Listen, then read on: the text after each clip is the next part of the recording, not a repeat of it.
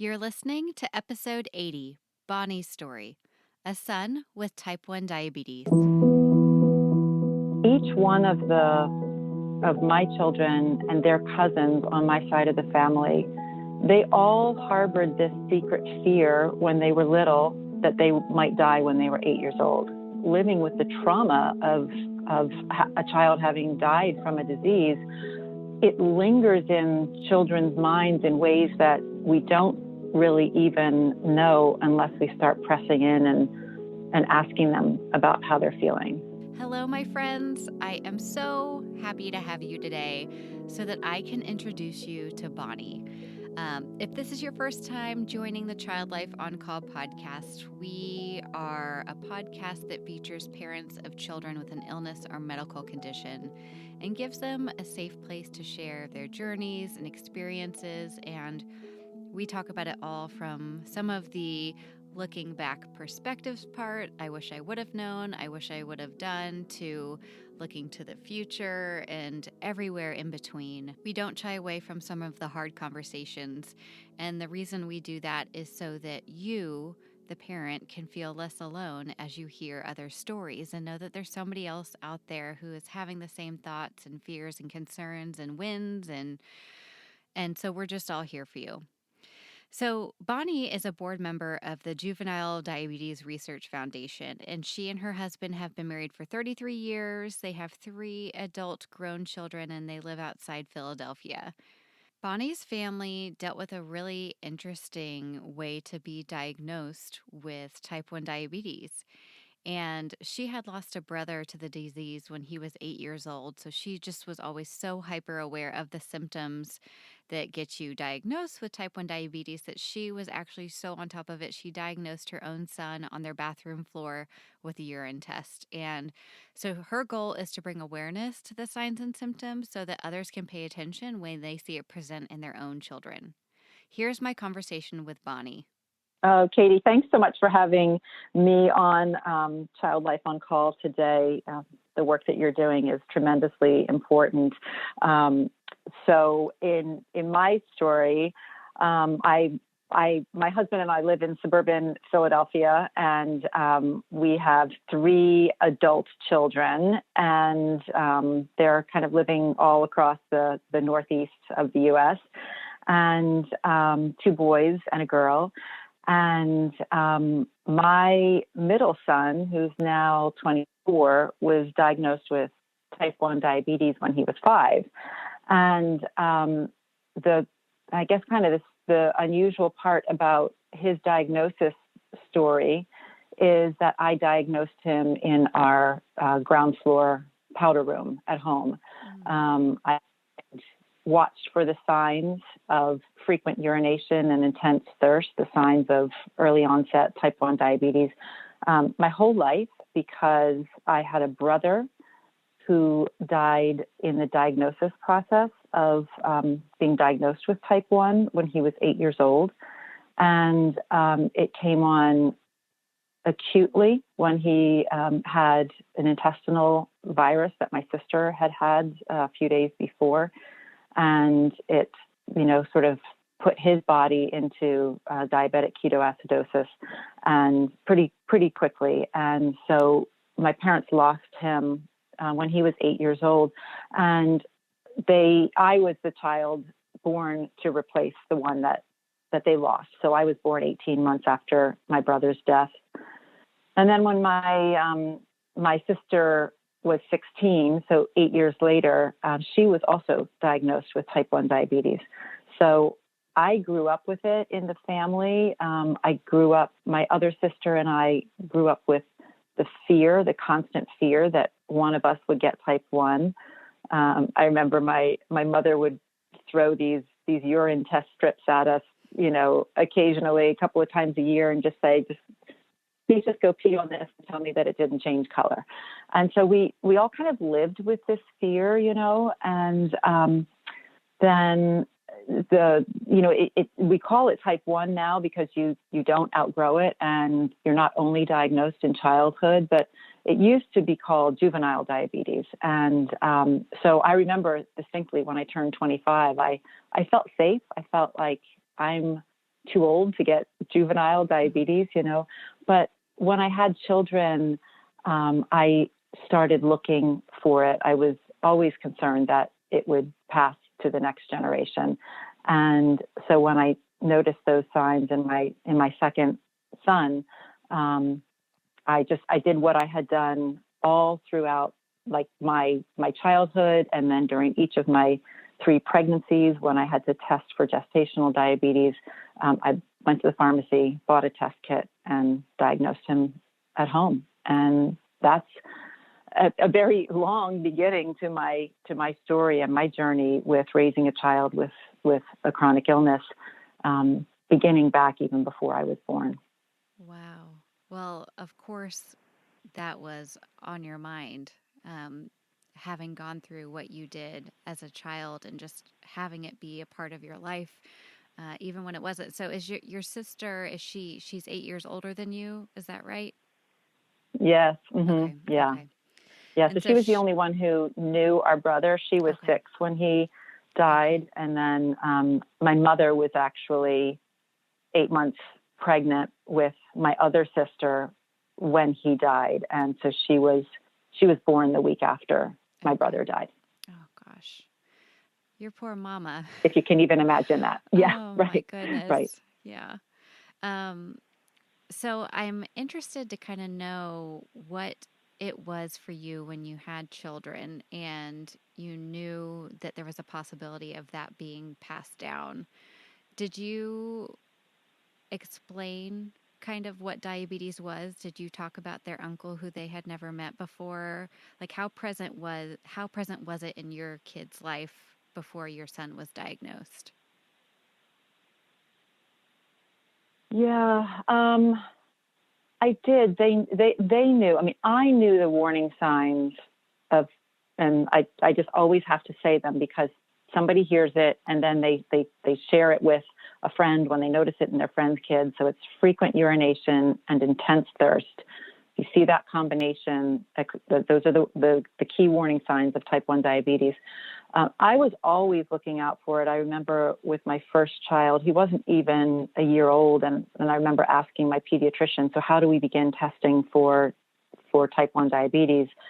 And he said, well, you can't. It comes, the onset, while it secretly it's happening, the onset is more rapid than that. And so its appearance with the elevated blood sugar is more acute than that.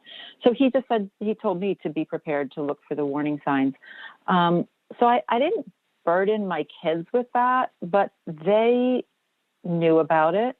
They all knew that that my brother died when he was 8 years old.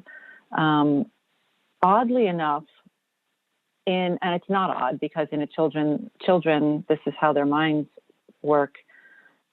Each one of my children and their cousins on my side of the family, they all harbored this secret fear when they were little that they might die when they were 8 years old.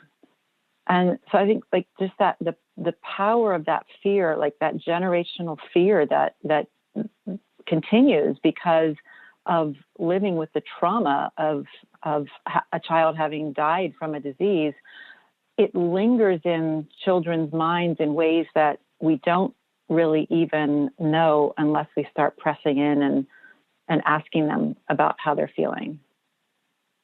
So we didn't really talk a lot about my brother, but amazingly, you don't need to talk a whole lot for children to harbor a fear that it might be me too. Oh gosh, isn't that the truth? It's it's so interesting. Like as adults, we want to do so much to protect our kids, and so because of that, we sometimes tend to keep conversations quiet or just have these adult Mm, conversations. But like you said, yeah.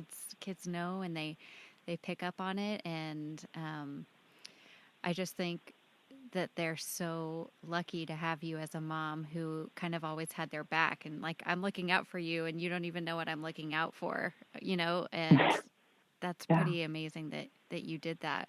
And I go back to that the powder room diagnosis, and I wonder, usually when kids are diagnosed with type 1, you're not able to catch it early enough and they end up being hospitalized, and that's where the diagnosis comes, and you get the diabetes educator and you go through all this education in the hospital, and it's pretty quick and it's pretty traumatic because your whole world changed. Mm-hmm. What was it Right. like for you guys since you were able to diagnose it probably earlier than the need for a hospital? Well, actually, it really wasn't a great idea at all that he was not hospitalized. It was great that we caught the diabetes early, because you never want to present with type 1 diabetes in a state of diabetic ketoacidosis. So we were living in Connecticut at the time, not too far from Yale. And the thinking at Yale University Hospital at that time was that if a child did not present with ketones, which was the mark of distress in the body from undiagnosed type 1 diabetes, if the child didn't present with ketones, then let's not add another trauma onto their diagnosis experience by putting them in the hospital. Let's just do the education as an outpatient and save everybody from that trauma. Well, the problem is mom and dad don't get the education that they need to get. And so I diagnosed him, and then my pediatrician wanted to send us to an endocrinologist the next day. And so I took this child home with me without any insulin, without anything other than the phone number and address of this doctor we were to see the next day. And of course, I'm still then living with the memory of the story of my brother not really making it through the night once they realized he had diabetes. And so that was extremely traumatic for me.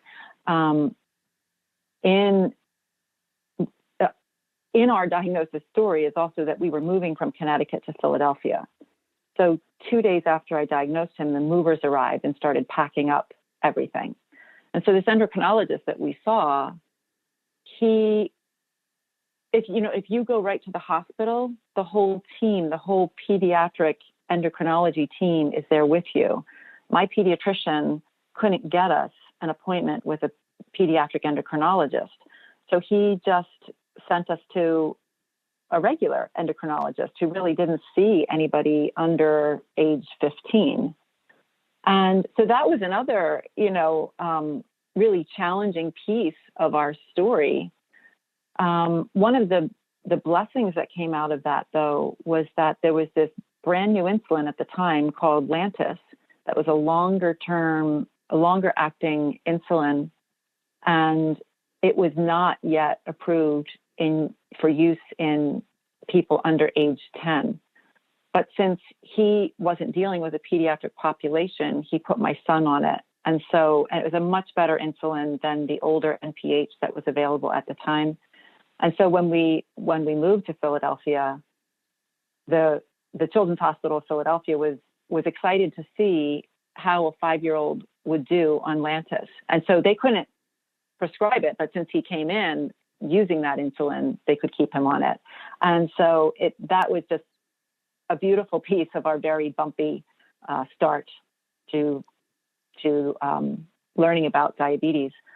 As I mentioned, what's so important in having that hospital stay is for mom and dad to interrupt their lives to learn how to care for their child. And so that didn't happen for us. And so I think my husband came on one appointment with us, and then he had to get back to work, and we were moving house. And so I was the one that ended up learning things and how to care for our son. And so that created this great disequilibrium in how much I knew versus what he knew, and how I would care for our son versus how he would. And so that then introduced all kinds of issues in the couple, in how the couple handles a diagnosis like this. We talked a little bit already about siblings, but the couple can handle it in different ways as well, and that can be very challenging. I know it doesn't even compare, but it's when I had my first child and I was breastfeeding and he wouldn't take a bottle, I just would look at my husband and be like, I'm the only one keeping this baby alive. you know, like like Exactly. it is coming from me. Like you can't do anything. And not that that's his fault, but it kind of sounds like that too. Like you're the only one that can keep him alive and keep him safe from developing those ketones at a scary level. And I Yeah. totally hear what you're saying. Yeah. And I think regardless of what the issue is that your child has, whether it's a medical diagnosis or something developmental or genetic or learning or whatever it is, one parent does tend to take the point on their care and their plan. And so it often, as I said, creates this disequilibrium where both both parents, each one feels abandoned by the other, and so it's a place in the family where so much more grace is required. To offer each other grace and understanding and forgiveness, and recognizing that each one of the members of the couple are afraid. Each one is feeling abandoned, probably, and each one is feeling overwhelmed in different ways. And so it's just important to recognize that and to take time to attend to that. Oh, you put it so beautifully that each parent is feeling abandoned in some way. And that's Mm-hmm. so important to remember because it's when you're the parent Mm, who is the main caregiver, it's really hard to see outside of what you're going through and show some right. empathy to your partner. So, wow, that's so beautifully put. Thank you. Yeah. And I think from when I was in that place, all I could see was that I was abandoned because I was exhausted and overwhelmed and stressed and afraid all the time. And how my husband could feel was he was abandoned because I was only focused on our son, and he didn't feel that he had the tools to really be equipped to do much more than he was doing. And so it's a common theme your listeners to Yeah. know. It's a common theme, and they're not the only ones if they are feeling that way. But the best thing really is to start noticing it and attend to what's going on and have those conversations with your spouse. And just just this big word of just choosing to forgive. If things can't be changed, then just forgiving them and understanding them is really the best option. Otherwise, we're just swallowing the poison of bitterness, right? And nobody wants that. We'll be right back. As a child life specialist who has worked with hundreds of children and families over the past decade, I know that no two children are the same.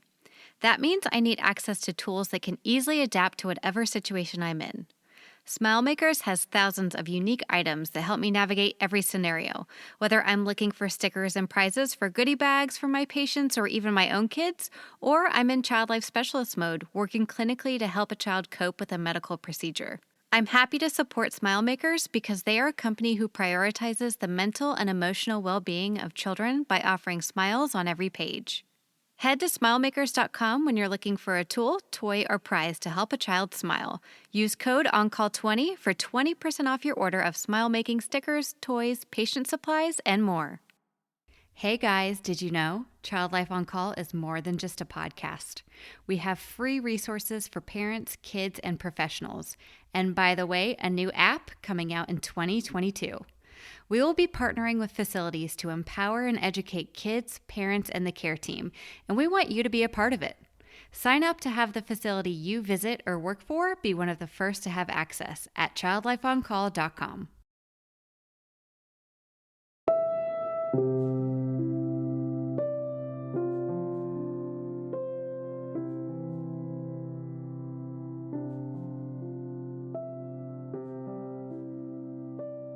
I'd like to know a little bit about how your son at the age of 5 years old, which is really what I've seen to be some of the peak needle phobia, scared things when you go to the doctor, you get your vaccines, you're getting these shots. Shots is the word.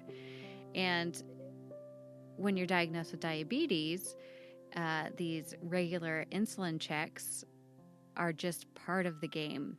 And if you want to explain a little bit about how often you're having to check blood sugar, and it's a poke and a small poke nonetheless, but it's a poke and it requires getting used to some discomfort. How did your son handle it all?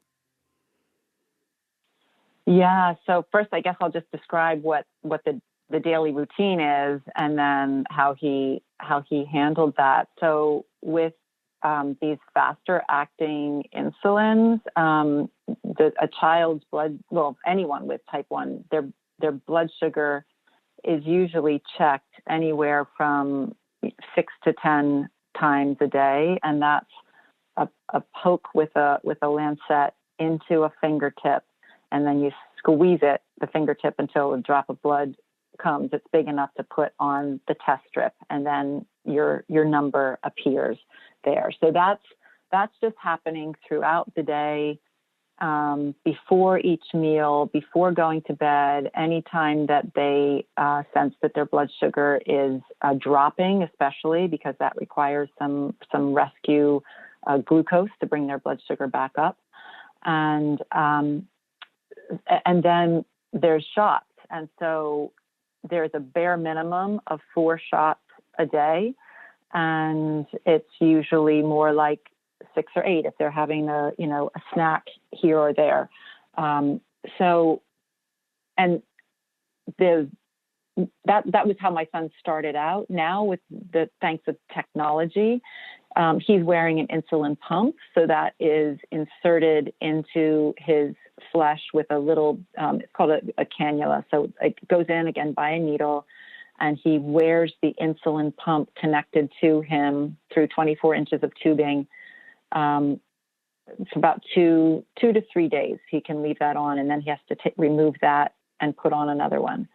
And he delivers his insulin through his pump. He also wears a continuous glucose monitor, or a CGM, so he doesn't have to do the finger pricks anymore. And that he also just wears that on his body. It reads to his phone, and he changes that every 10 days. So he has these 2 things that are inserted to his body, and his are actually connected through an algorithm to be sort of a first generation artificial pancreas device system. So the continuous glucose monitor reads what his blood sugar is every couple of minutes and sends that information to the pump. And if it detects that his blood sugar is dropping too rapidly, it will ease up on how much insulin is being delivered. And if it detects that it's rising too quickly, it will give a little bit more insulin to sort of soften that. So it's a very first generation device, but we're thrilled with it. But going back to when he was 5, I remember the hard thing was, since he really wasn't sick when he was diagnosed, he didn't feel badly. So they gave him his first shot, and I remember the nurse saying, "You're going to feel so much better after this." And he's looking at her with these very confused eyes, like, "Well, that wasn't comfortable at all, and I don't feel badly, so thank you, that doesn't make me feel any better." And I think for Austin, the hardest part was coming to realize that this was not a one and done shot like you get when you go to the pediatrician and you have your vaccines, that this was going to be a lifestyle of daily shots. And so that was very difficult in the first week, because, as I said, this endocrinologist was not specifically geared toward pediatrics. He didn't put him on the second faster acting insulin. He only put him on this new drug called Lantus. And so Austin in the first week only had 1 shot a day. And I think it was just really this it seemed to me that he was just trying to puzzle out, why am I getting a shot every day? I've gone to the pediatrician. I've had my vaccines. I don't cry through them, but why do I have to keep having these shots? So, I honestly don't remember too much about those days and how he managed to get through it, but he just never complained. We had a really good relationship, built on love and trust. And I think he trusted me. And I really think that was helpful in those early days. 2 years later, when I wanted to put him on a pump, because I knew that would be a better way of managing his blood sugars, that he pushed back on and really did not want to do it. And so when we at first had the pump being trying to insert it into him, he just ran off and wanted nothing to do with that. And so I had the pump, the nurse who came to the house to do the initial setup. I just had her put it on me, and we used saline rather than insulin through it, so that I could show Austin what it was like, and that he didn't have to be afraid. And so we just made a deal at the end of that session that if we discovered that after 6 months his blood sugars were dramatically improved, then he needed to wear the pump. But if it didn't make much of a difference, then he didn't have to wear it. And as it turned out, he actually preferred it because he no longer had to do all of the shots, and he didn't have to stop what he was doing. He could just, right on his pump, just give himself some insulin, or I would do it, and then he would carry on. So he was just a really trusting young person, even at those very early days, and just I think trusted me in what I said was going to be best for his health. It sounds like what you did is you helped him come up with part of the plan, right? So let's do this. In 6 months we're going to reevaluate. Does that sound like an okay plan, rather than saying yes for the rest of your life? You get his input, and him having a little bit of a say, goes a long way. It's no longer something that's being done to him. He's now a part of the conversation, which is huge. Yes. And I think that's so important, especially like wherever there is a change of their medical protocol, or even just whatever the plan, the IEP that you've worked up at school, or whatever that might be, that they need to be brought into it and feel a part of it. And I realized in the situation with trying to transition him over to a pump, he participated in the choice of the pump. We interviewed a variety of different companies. He chose the one he liked best. But what I failed to communicate to him accurately enough was that he was going to be wearing it, and that it was going to be attached to him through this tubing. And he didn't understand that piece of it. And so just the need to make sure that our kids are understanding the things that we're trying to communicate to them in a change of medical plan.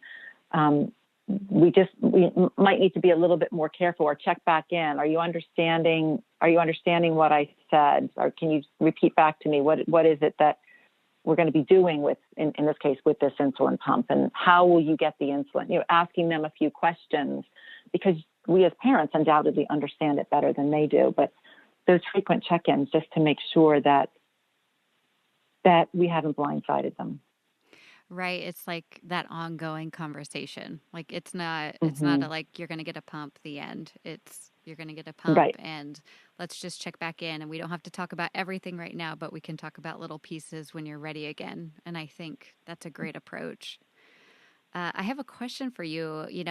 When he's a school ager, a young school ager, kindergarten, first grade, like you're talking about, that's one thing. And then as kiddos get into their tween and teenage years, is really in the hospital where we start to see some non-compliance, just because kids Mm. want to have their independence, and they're teenagers, and they don't want mom and dad and doctors being the ones to tell them how they have to live their life. And I wonder if you have any advice for parents who are dealing with teenagers that have type 1 diabetes. Yeah. I I think one of the most essential pieces is to have an honest, trusting, loving relationship with your child. That there's nothing that they can say that is going to be too surprising to you. That if there's a problem, you're going to be able to work your way through it together. And I know for some people who might be listening, you might say, well, that's too far gone. Our relationship, we're not there. We're not in a good place. There's not a lot of honesty. What do I do now? And one of the things that I found to be helpful was when I would feel like we needed a reset in our relationship, that I would, completely unrelated to any incident that had happened, I would just take my son, and it wasn't just this one son, it was any of my kids. I would take them aside and say, I've been noticing this going on, and then I would own my part in it. I would acknowledge that maybe I've contributed to this because of these things, and or I've been busy and I haven't been as attentive to you, or whatever it might be. And I would ask my child to forgive me for that, and then ask if we could have a restart. And I would mention some of the things that I saw that weren't that were just not going to be healthy for my child. And usually that would be helpful. It would begin to be enough. They would have heard what I was saying and that I was saying it in a loving way, and meant it for their good, that it at least caught their attention. But again, I just think the younger we start with just a policy of honesty with our kids, of never lying in front of our kids, because when they're small, it's small little things. It doesn't matter. But when they're older, that then becomes the time when they're just not going to tell us what they're doing, where they're going, right? And we just don't want to get to that place. So I think the earlier we start with some of those practices, the better off we'll be when they're older. Yeah, I think that's great. It's because you're laying the groundwork for that strong communication. And that's not to say that if you do have a teenager and you don't feel like you have the strongest relationship, that you can't start from where you are. It's not saying Exactly. all hope is lost. Right. Because absolutely, relationships change and evolve all the time. And there's going to be times where that conversation works and times where it doesn't. But the thing is, you just keep showing up and you keep trying. And that's what consistency, compassion, and honesty will get you a long way. Exactly. Oh, that's so true. So well said. And I think if we can open up as parents and even explain some of what how we have been emotionally handling whatever the situation is that maybe is on the table. When you stayed out, like, I was afraid, like not just you've broken the rule, what the curfew is, but how you are responding as a parent. I think opening up those conversations to talk at an emotional level with our kids, and to show them how to do that and show them how to name what they're feeling, is a really important step to having those kinds of open conversations that we need to have with our kids, especially if they start to, do things that might endanger them, especially given their health situation. What piece of advice would you give a family in those early days when they're just learning about this diagnosis?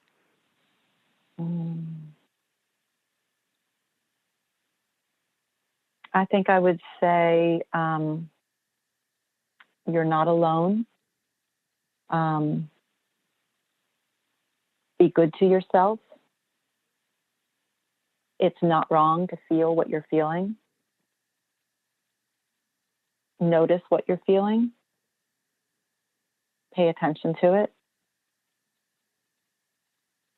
Get a circle of friends or a counselor or a spiritual director or somebody that you can talk with about what it is that you're feeling.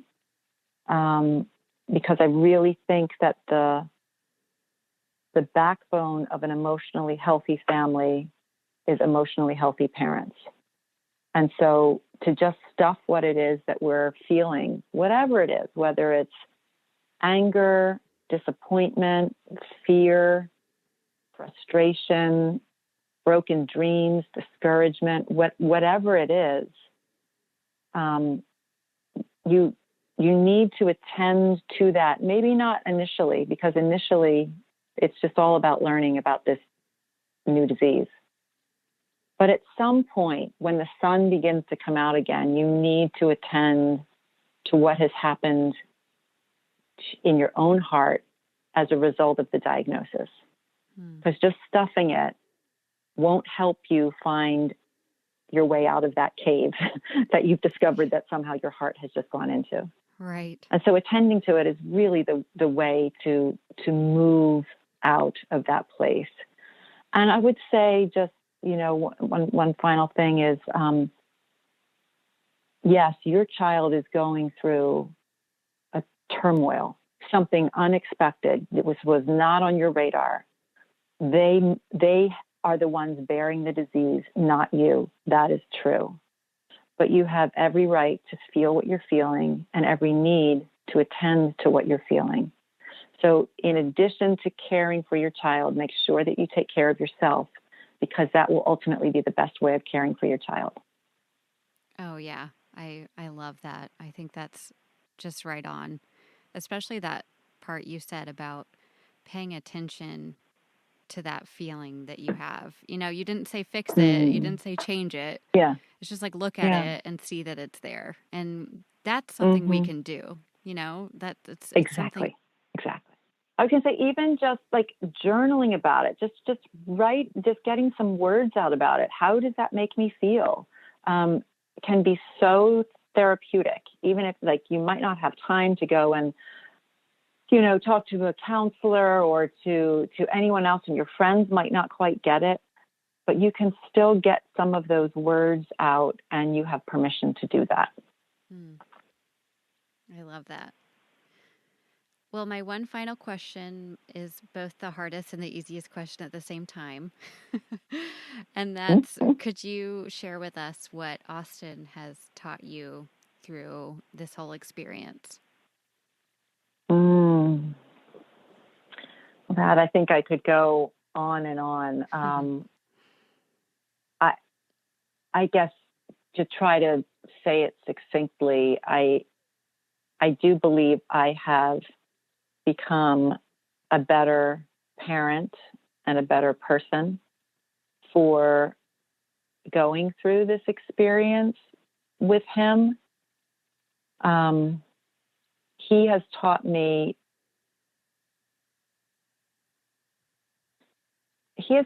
to look on the bright side, and not to be discouraged by the day-to-day of the hardship of living with a chronic illness.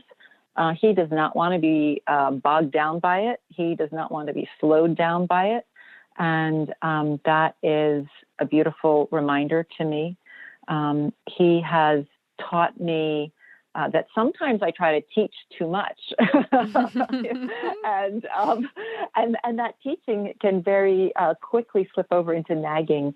And so he has taught me that sometimes it's better to just know when you've said enough, and then just trust that your kid is still working through the things that you've already shared with them.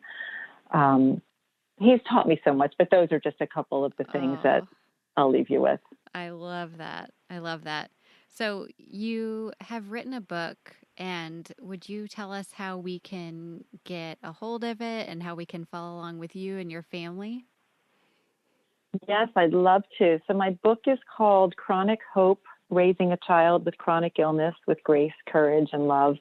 And it is written like a memoir of my journey of raising our son with chronic illness.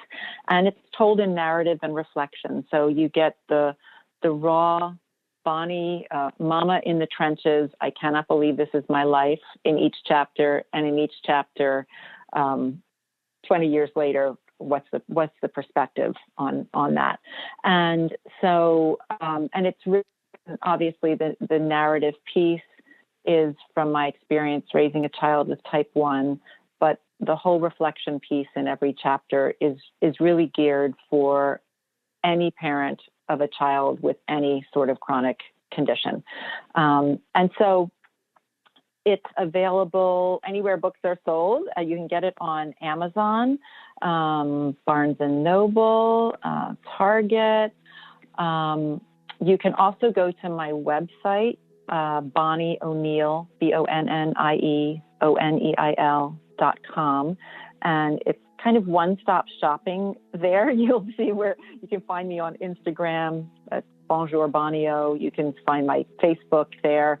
But you can also see a couple of freebies. One is a buy one, get one, or give one offer. So if you buy a hard copy, my publisher is offering an electronic copy for free. So you could gift that to a friend or just keep an electronic copy for yourself. There's also a 30-day hope journal in there. So at the end of each one of my short 29 chapters in the book, I ask 3 heart-to-heart questions. So it's a way for you to extend, you to kind of start journaling and thinking about your own journey. But the 30-day hope journal, which is downloadable for free, is just really for you to kind of write your own story and go deeper with what are you feeling and how can you process and work through some of that. And then there's also a 3-session book club discussion guide for free on that if you wanted to, with any group you have, some friends, a support group, anything. If you wanted to work through that together, that's there available for you as well. Oh, that's so awesome. So many good things coming from you and your son Austin and your family. So thank you so much for sharing all of this with us. And I know I'll have this on the show notes, but I think that is a great place to start if you just go to BonnieO'Neill.com and see all of the great things she has to offer. So thank you so much, Bonnie. I really appreciate you. Thank you so much, Bonnie, for being here today and sharing your conversation. If you would like to follow along with Bonnie, you can do that at Bonnie O'Neill, and that's BonnieOneil.com. You can find her on Facebook at that name, or you can see her on Instagram at Bonjour Bonnie O. Thank you so much for being here, Bonnie, and I will see you guys next week as we talk about how you can support your kiddos with back to school. Thank you for listening to the Child Life On Call podcast. I'm your host, Katie Taylor, and you can follow us at Child Life On Call on Facebook, Twitter, and Instagram. Please rate and review to make it easier for other families to find us. We have cute merch available at www.bonfire.com/store/childlifeoncall, and you can listen to more episodes and find resources at childlifepodcast.com.